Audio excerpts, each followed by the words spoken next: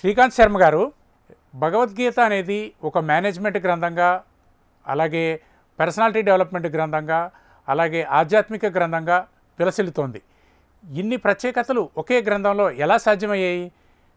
భగవానుడు ఇందులో ఏం బోధించాడు? ధ్యాయతో విషయాన్ పుంసః సంగస్తేషోపజాయతే సంగాత్ సంజాయతే కామః కామాత్ క్రోధోభిజాయతే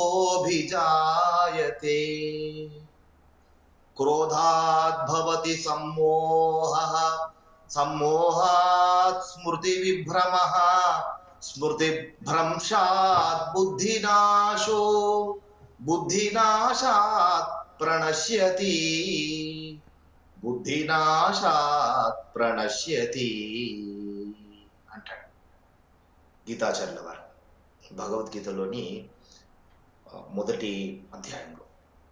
ఎంత గొప్పగా ఈ శ్లోకంలో మనకు వివరిస్తున్నాడో అర్థం చేసుకుంటే ఇది ఏ విధంగా పర్సనాలిటీ డెవలప్మెంట్ అవుతుంది, ఏ విధంగా ఇది జీవితానికి ఉపయోగపడుతుంది, ఏ విధంగా ఇది ఒక పారాయణ గ్రంథము కాదు, ఇది జీవితాన్ని మలిచేటువంటి ఒక అద్భుతమైన సాధనము అని అర్థం చేసుకోవచ్చు. మనకు ఈ శ్లోకం అర్థాన్ని తెలుసుకుంటే పూర్తిగా అవగతమవుతుంది. విషయవాంఛనల గురించి సదా మననం చేసేటువంటి వానికి వాని యందు అనురాగం అధికమయ్యి అవి కామముగా మారి చివరికి క్రోధమవుతాయి. క్రోధం వలన అవివేకం వలన జ్ఞాపకశక్తి నశించడము, దాని ఫలితంగా మనుషుడు బుద్ధిని కోల్పోయి చివరికి అధోగతి పాలవును అని ఈ శ్లోకం యొక్క అర్థం.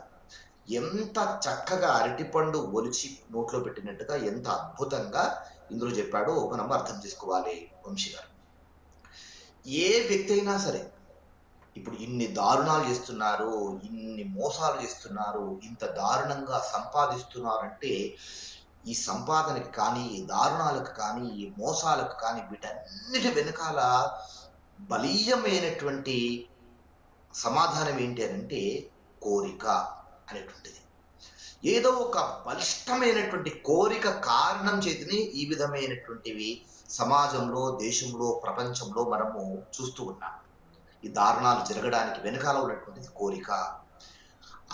ఆ విషయం పైన, ఆ కోరిక పైన నిత్యము అనురక్తి అయ్యి ఉండడం వలన ఏదో ఒక విధంగా ఖచ్చితంగా దాన్ని సాధించాలి, either in right way other Nar in wrong way అనేటువంటి కారణం చేత దాన్ని సాధించుకోవాలి అనేటువంటి ఆ విషయ వాంఛ చేత దాని మీద అనురాగము, ఏ విధంగానైనా సరే సాధించాలి అనేటువంటి అనురాగము అధికం అవ్వడం కారణం చేత అది ఒక కోరిక అయి బలమైనటువంటి కోరికగా మిగిలిపోయి ఆ కోరిక నుంచి క్రోధం పుట్టుకొస్తుంది.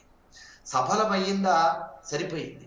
సఫలం కాలేదు, ఎట్లా నాశనమైంది, ఏ విధంగా నేను ఫెయిల్ అయ్యాను అనేటువంటి కారణం చేత ఆ కోరిక నుంచి క్రోధం అనేటువంటిది జనిస్తుంది.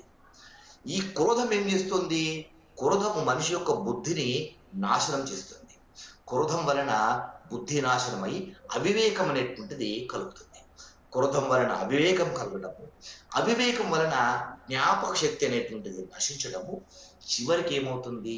తాను ఏ పని అయితే చెయ్యకూడదో, ఏ కోరికను దాని మీద బలీయంగా పెట్టుకున్నాడో ఆ కోరిక చేత చివరికి అధోగతి పాలు కావడం అనేటువంటిది జరిగింది. దీనికి అంతటికి కారణం ఏంటి? కోరిక. ఈ కోరిక యందు నువ్వు అనురక్తునివై ఉన్న కారణం చేతనే నువ్వు బుద్ధిని కోల్పోయి అధోగతి పాలవుతున్నావు. కనుక ఏ పని చేసినా కానీ, ఏ విషయంలో కానీ విషయ వాసనల పైన నువ్వు లగ్నం చెయ్యకు. దేనితోనైనా కానీ నీ బాధ్యత ఎంతవరకు అంతవరకు మాత్రమే నువ్వు నెరవేర్చుకుని ఉండు అని చెప్పేటువంటిది ఆ భగవద్గీత. కనుక ఆ విధంగా పర్సనాలిటీ డెవలప్మెంట్ గురించి అంతే కదండి వంశీ గారు. మనకు కావాల్సింది ఏంటి? మనిషి ఏది right thing, what is the right path, what is the wrong path అనేటువంటిది ఫస్ట్ తెలుసుకోవాల్సింది. అది తెలుసుకుంటే కనుక ఇదిగో ఈ రాంగ్ వేలో వెళ్తే కనుక ఇన్ని కష్టాలు ఉంటాయి, చివరికి నీ జీవితమే నాశనం అవుతుంది కనుక అటువైపు వెళ్ళకు.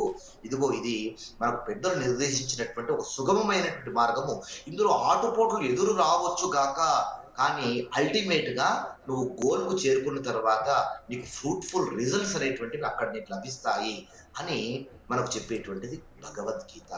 ఇంతకంటే గొప్ప పర్సనాలిటీ డెవలప్మెంట్ బుక్ మనకు ప్రపంచంలో ఎక్కడ దొరుకుతుంది మనిషి గారు?